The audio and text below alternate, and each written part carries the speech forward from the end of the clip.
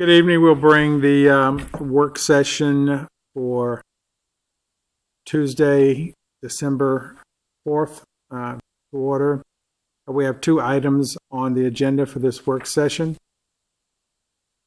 We will start with item A, ordinance number 1934, an ordinance to amend the general operating budget and capital improvement program of the Mayor and City Council of Laurel, Maryland, for fiscal year July 1, 2018 through June 30, 2019. Good evening, Ms. Saylor. Good evening, Mr. President.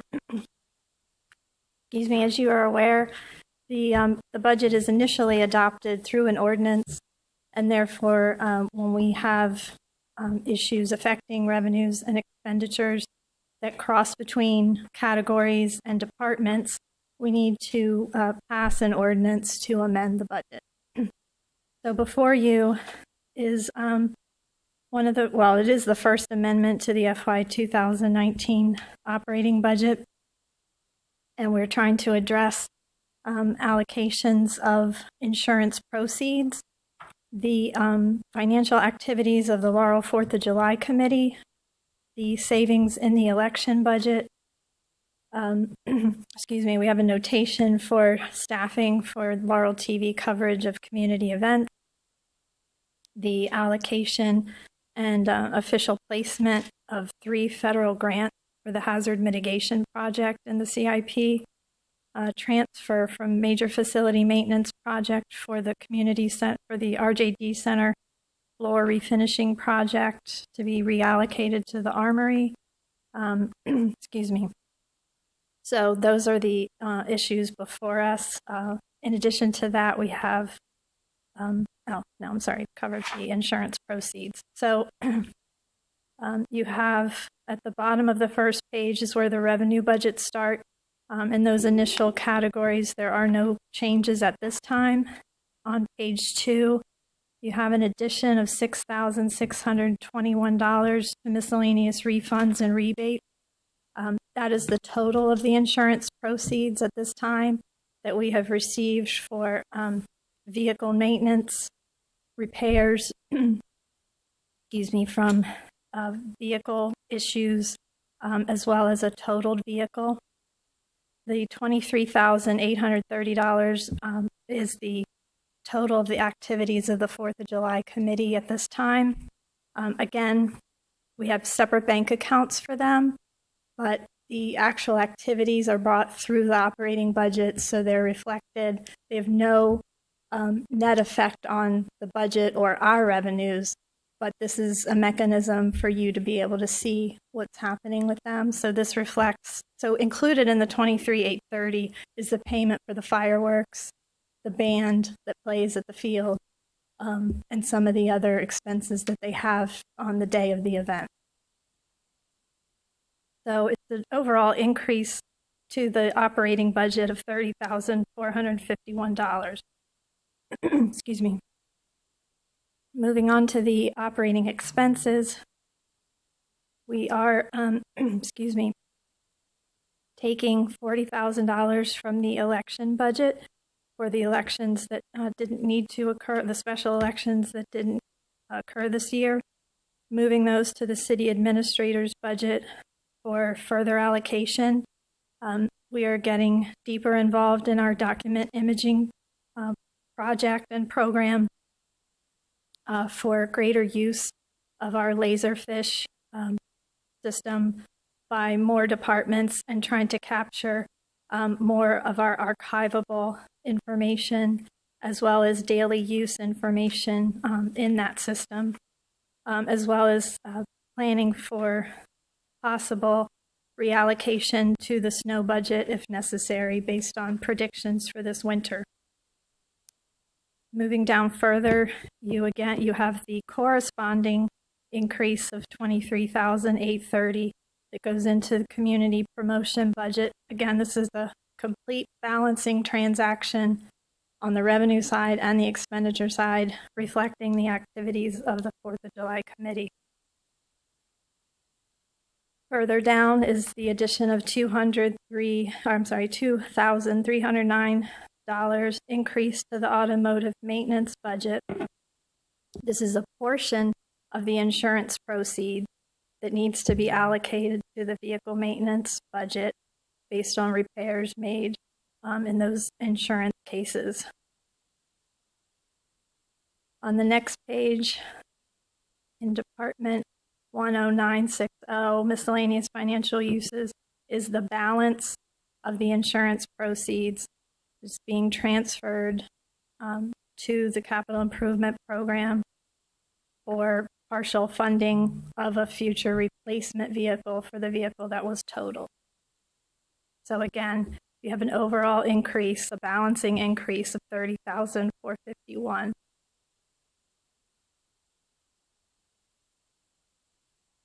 Thank you, Any Michelle. questions on those on the operating side before I move on to the CIP?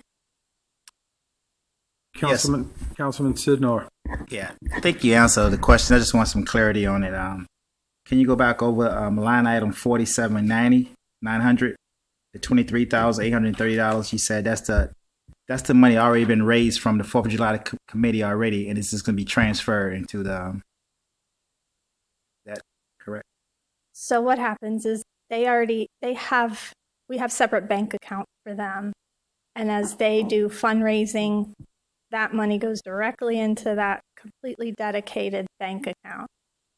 Then as they spend those funds, that's when we reflect it in the operating budget. So it's a mechanism where you as the mayor and council can see the total of the financial transactions. Okay. So it has to be a balancing transaction. So I'm showing it on the revenue side and the expenditure side because the budget always has to be balanced, but also too so that it has no net effect on tax funds or any other city resources per se. This is just, like I said, this includes the payment for the fireworks, the porta-johns, the band, all the trophies for the car show. That's what's included in that. Yeah. And one more question for you. Line item 10,270 community promotion, I think is something similar to. I just want for my clarity if I can understand. I'm not opposing it. I just want to make sure I understand. Again, everything. Can you explain that process again? Because I know we started off with $64,450. Then we went over to $23,830. So that's the money from the 4th of July? Right. Okay. And you're not actually allocating any additional funds. This is simply so that, because when I record what they've done, when I record all the checks that we've written on their behalf, that is so that that budget is not over budget, and you have the offsetting revenue on the other side. So this 223,830 is completely corresponding on both the revenue side and the expenditure side. You're not taking anything from any other program in order to achieve that increase. I'm just obligated to increase the budget to reflect those financial activities of the 4th of July committee. And again, there's no net effect to the city's funds. Yeah. Okay, thank you. I just wanted to really understand it. That's all. So you did. Thank you so much. Appreciate it. Councilman Sidner, it's an accounting method just to show the money going in, eventually the money going out. So it just, as was stated, it's sort of a watch.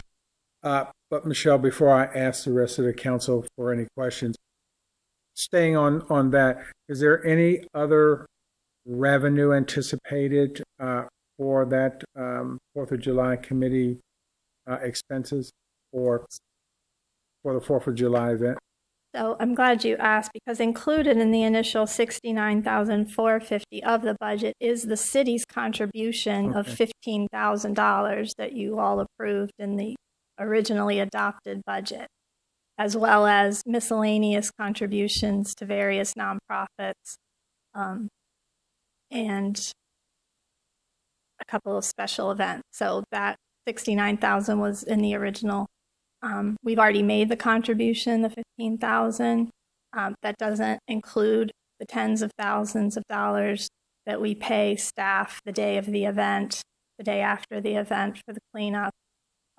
This is just includes the contribution, and then, like you said, the accounting mechanism in order to show the activities. So I know they had the indoor yard sale at the Armory a few weeks ago. I'm not sure what else they have planned. Okay, thank you. I'll open up to questions. Councilman DeWalt? No question. Councilman Les? Council, are we okay to move this to our agenda? Oh, Michelle? Oh, sorry, you had CIP. I'm sorry. That's okay. Happy to move it along. Yeah, yeah. At least let's give her a... So, excuse me, the CIP section begins on page 3. I don't have any changes on that section until we get to page 4, where you can see the savings from the gym floor refinishing at the RJD Center. We're reducing that by $32,262 and adding that to the Armory. So those debits and credits are shown together in that middle column. For a net change overall of 0. Now, in the next section, which was the FY 2019 new program, we have the hazard mitigation project, and what was already budgeted were city required matching funds for these grants. So this $113,750 is officially awarded federal grant for the hazard mitigation program. So this is not additional city money. This is recognizing the official notice from the federal government for the FEMA grant. So an overall increase of $113,750. And that's all I have. Okay. I'll just make a quick comment. If you haven't been in the DePietro Center to see the new floor, it's really, really attractive. I saw it last night. I was over there. Council, any questions? Councilman Les? Fine. Councilman Sidnor? Councilman DeWalt? Okay, so now I'll ask if we're good for this for December 10th. Okay, thank you. Thank you, Michelle. Thank you. Mayor?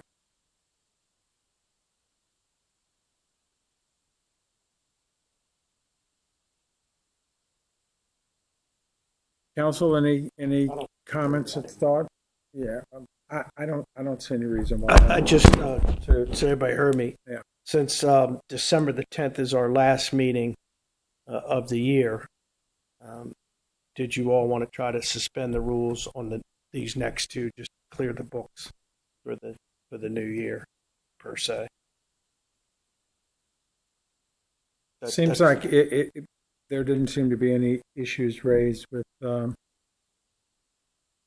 first agenda item. Yeah, so I'm open certainly to doing that if there's no heartburn from any of the council members.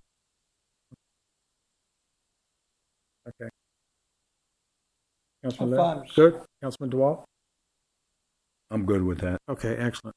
So we'll suspend the rules on Monday night for this agenda item and presumably for the next one.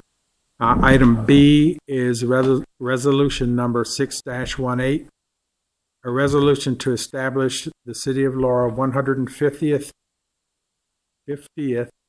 Anniversary Committee and to provide for its membership and responsibilities. Mayor Mo. Thank you, Mr. President. I had the opportunity to meet with a couple from the Historical Society, but prior to that, some of them were reminding me that the city's 150th anniversary would be in 2020.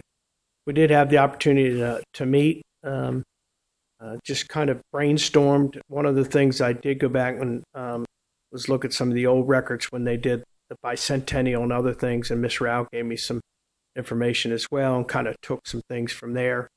But we thought it was important to establish the committee, at least sanction it by the mayor and city council. That's what this really does, is provide for the committee.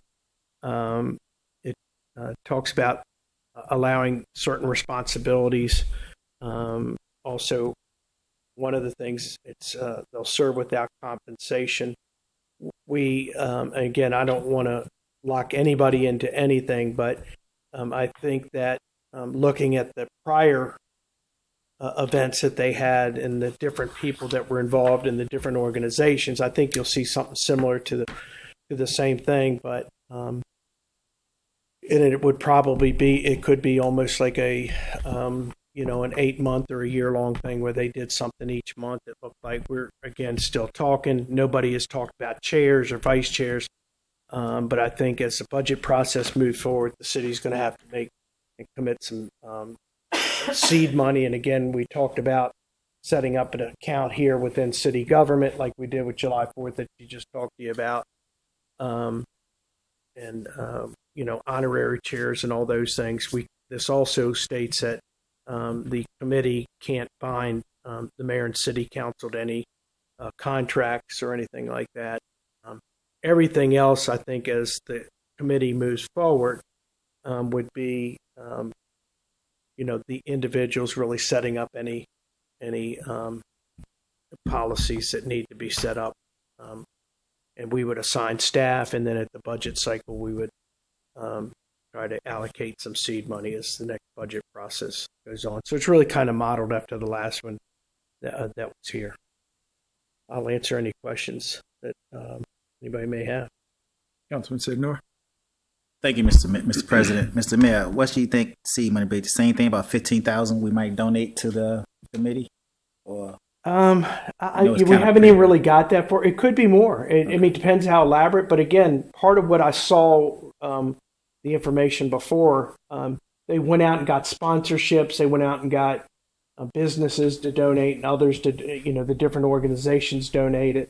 I didn't see anything on what the total was of expenditures, but also a lot of things were what they incorporated were different events were already happening each year. July 4th is already happening. They would add the 150th anniversary as part of that and work with them on maybe something special, like a firework would go up and or a display would say 150th. So you wouldn't have to really pay for a whole lot of that except, because again, we already do firework. Okay. They had a big, I think it was like a banquet over at the, I guess they called it the Turf Club then, but it was over at the racetrack where there was a dinner. And again, that kind of gets expensive. But I just thought it was important that we try to get this up and running and planning, because before you know it, 2020 will be here. Commitment, I think probably, at least, 10 or 15,000, 20,000, we can set aside somewhere. But again, they're not going to be spending money anytime soon. So Right. Okay. we have time for that as it plans. All right. Thank you. Any questions, Councilman Les? Well, note that's when the seal for the city was created, on the 100th anniversary. A lot of things happened that year. In addition to the aforementioned banquet, dance, there was a play. Some of us are antiques, so we were around then. But again, it was quite the celebration for a city the size of Laurel. Thank you, Mr. President. Thank you, Councilman Les. Councilman DeWalt, any comments, questions? No comments. Thank you. So both of these agenda items will be introduced, and first public hearing will be held on Monday, December 10th, 2018 at 7 o'clock p.m. And if the council's in agreement. And I do think, Yeah, I'm just going to. just on this, we would probably try to get council along with staff, well, on the planning and things like that as well. So, see you. Okay, and we've agreed that we'll suspend the rules for both of these items in an effort to clean up things in preparation for 2019. Is there anything else to come before the Mayor and City Council?